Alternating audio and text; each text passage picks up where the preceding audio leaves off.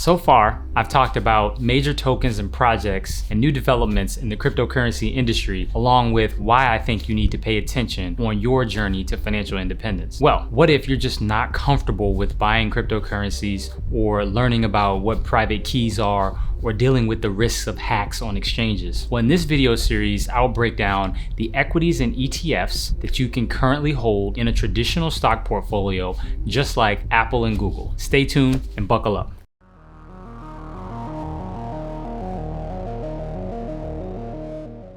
I'm Corey, and on this channel, I help you decode technology and innovation to grow your wealth on the journey to financial independence. Okay, let's get into it. What are some of the top ETF choices available today? What are the pros and cons? And we're gonna have a primer on the new Bitcoin futures ETF. So you've seen the news, mainstream media headlines, you've sat on the sidelines thinking that you missed the boat, or prices have just risen too far, or it's just too risky to hold physical tokens, deal with crypto exchanges and hardware wallets. And in that case, well, what are your options? Okay, so first we're gonna take a look at a few of the ETF options that may be available for folks who just aren't comfortable dealing with actual tokens. Now, I wanna preface this by saying, of course, this is not gonna cover every single possible ETF available or every single stock or security that's available. As you know, this industry is changing quite a bit, and I wanna hit the sort of highlights that help you quickly get up to speed on those options, and then you can go further in depth. Or if you'd like me to make a video that goes further in depth, just leave a note down in the comments below. Okay, let's look at BLOK.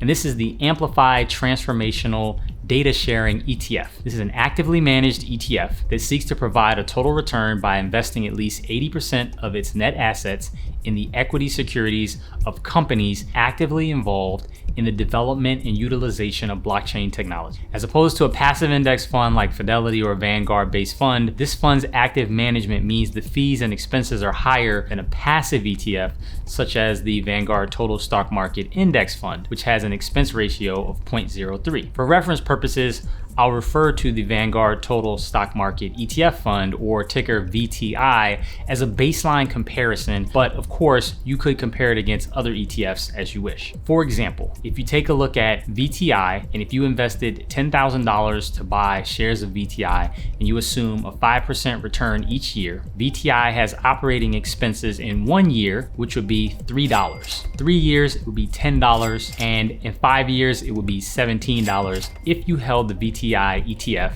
the entire time. Now, let's look at BLOK with the same set of assumptions. If we assume you invest $10,000 in BLOK and it has a 5% return, after 1 year, you're going to have $73 of expenses with BLOK. After 3 years, you're gonna have $227 worth of expenses. And after 5 years, you're gonna have $395 of expenses. After 10 years, you can have $883 worth of expenses. Now you may be asking, Corey, why have you started off talking about expenses? Well, because most people look at ETFs as a way to get their entry into the stock market, one of the things that you'll constantly hear about is that index fund investing is more cost efficient because it has lower fees and expenses. That is not something that I'm here to debate, and generally and historically, that has proven true. However, we're talking about BLOK, and we're talking about the blockchain and cryptocurrency industry, which is a brand new industry that has not existed before, which I would argue is akin to the start of the internet age and revolution, which happened in the early 1990s and continues actually until this day. Now, the point is, even if the expenses are higher in some of these products, these are the products that are available today to take advantage of the traditional stock market investing side of getting involved in cryptocurrencies. Again, assuming that you do not want to hold tokens. Okay, so let's get back to it. As you can see here, the Vanguard fund is much cheaper to hold over the long term if you assume the funds are the same. However, the difference here is that the crypto market is new and has a much higher growth potential than the Vanguard Total Stock Market Index, which is a large cap fund holding blue chip names like Apple, Microsoft, Amazon, Facebook, Tesla, etc. The first and most obvious critique is that given the high expense ratio of BLOK, why should you hold this ETF? The short answer is to diversify your holdings from the current winners in the big tech market and to invest in the future market leaders of the Web 3.0 economy. The technology today, by analogy, would be as if you could buy Facebook shortly after its IPO years and years ago. You would be able to take advantage of all that growth that has happened over the years. It also would be risky and it wouldn't be a sure thing. Now, this does not mean that you should allocate 100% of your investable cash into an ETF like BLOK, but it does mean that if you wanted to gain broad exposure to the blockchain industry in one simple actively managed ETF, this is something that could be an option. As always, you'll have to do your own research and understand based on your facts and circumstances what makes sense for you and in your life. So let's take a look at the money you could have made holding BLOK versus VTI, the Vanguard Total Stock Market Index. When you do this, it actually becomes pretty clear. Separately, from a market structure perspective, passively managed ETFs, which operate on a rules-based buy if funds come in, sell if funds go out methodology, are not as nimble as actively managed ETFs. And while actively managed ETFs have not outperformed passive funds over the recent period, I think that it would be imprudent to forecast this consensus assumption forever into the future, meaning it would be a mistake to assume that just because historically passive funds have outperformed active, that doesn't mean that that will be the case forever and in perpetuity. So to wrap up with respect to BLOK, if you take a look at the image here, you can see that the returns over the last year and months for BLOK have significantly outperformed that of VTI. And the reason is that we're dealing with a brand new industry. This is not the Apple, Microsofts, and Googles. This is an industry where the future Amazons, Microsofts, and Googles are being born right before our eyes, and you have the opportunity to take advantage of investing in some of those particular equities if you're not interested in holding actual tokens. So what else is available? So let's take a look next at the Bitwise Top 10 Crypto Index Fund. The ticker is BITW. So BITW is not an actual ETF, it's a trust, though you can buy it in any brokerage account. And this trust holds by top 10 market capitalization, the tokens that trade on your Coinbases or CoinMarketCap that are listed. So what this ETF allows you to do is to say, okay, I'm interested in cryptocurrencies and digital assets. I understand that they're going to be something in the future, but you may not want to actually pick the winners and losers yourself. You can just purchase the ETF shares of this product and you will get the market cap leaders exposure. So that would be, as of today, of course, your Bitcoin, your Ethereum, your Litecoin, and so on and so forth. So the advantage of this product that you're automatically getting exposure to the appreciation of the top 10 tokens on the market, weighted by market cap. This is a set it and forget it option. However, the downside here is that the expenses you're going to have to pay for this convenience are very high at a 2.5% annual expense rate. And since this is a trust structure, the share price can trade above or below the actual value of the tokens that the trust holds. I will have a separate video breaking down ETF traditionally versus a trust structure or a closed-end fund structure as they're called. Next, let's take a look at the much hyped and talked about ProShares Bitcoin ETF.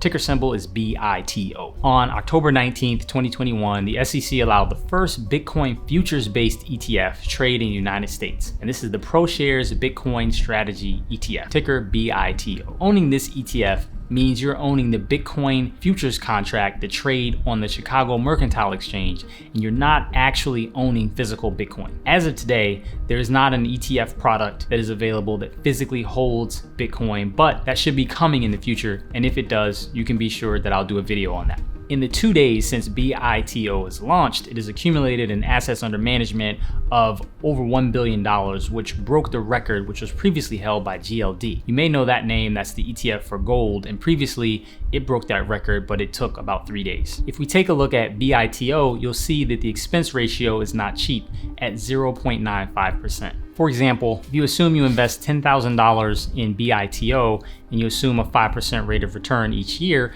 then in that first year, you're gonna have fees of about $97. And in that third year, you're gonna have fees of about $300. And so also you'll note that the BITO as a futures-based fund pays transaction and financing costs associated with the purchase and sale of the futures contracts. So this is an additional cost that, let's say, a physical or another type of ETF would not have. And so what does all that mean? Well, ultimately what it means is that you could have a scenario where, let's say the Bitcoin price is up 300% and you hold the BITO futures-based contract, because of the difference in the way that ETF is structured, maybe you're only up 100%, or maybe you have other extremes on the downside. Maybe that ETF is actually down much further than Bitcoin actually is, because again, you're dealing with futures contracts, which are derivatives and can get quite complicated. And so as a general matter, this is why people actually prefer a physical spot, is the term for that, ETF. Now, for US residents, for trading firms, for pension funds, or anyone really that's a United States person with access to a brokerage account, you can now access a Bitcoin ETF product. And as a general matter, this is still a positive thing, notwithstanding the fact that there's some fees and expenses and it's not a perfect vehicle. And so for context, if you think about it, the first Genesis block of Bitcoin was mined on January 3rd, 2009. And if you think of how far Bitcoin has come, and that it's birthed the industry, not just of Bitcoin, but of new cryptocurrencies, new companies, things such as Ethereum. They're all based on blockchain technology. And this has all sprung up really from the genesis of this one particular new technological innovation. And so it's really a coming of age moment, so to speak, where you have institutional investors of all sizes, and now actually anyone can take advantage of this product. So let's recap. In this video, I've showed you that you can get exposure to the Bitcoin or blockchain ecosystem generally if you're not comfortable holding tokens. And you could do this first via BLOK. You could also look at the Bitwise ETF, which holds direct token exposures. And then thirdly and finally, we've also got the Bitcoin Strategy ETF, which just launched. Each of these is going to have pros and cons, and the fees generally is going to be higher than that in which you pay for a standard plain vanilla ETF. And we used here the baseline, the Vanguard Total Stock Market Index. Now, con of the Vanguard Total Stock Market Index, again, is it's not holding cryptocurrency assets as an industry, at least not yet. And the other downside is that while the expense fees may be higher for some of these crypto specific ETFs, you really have to take a look at the return profile. So if you'd held the Vanguard Total Stock Market Index over the last year, and if you'd also had a small percentage, let's say, of your total assets in one of these other cryptocurrency focused ETFs, how might your performance have been? Since cryptocurrencies are designed from the ground up to be held directly by individuals, there really is no need for administrators, regulatory costs, custodians. However, in this video, I've discussed some of your options in the traditional ETF and stock market space.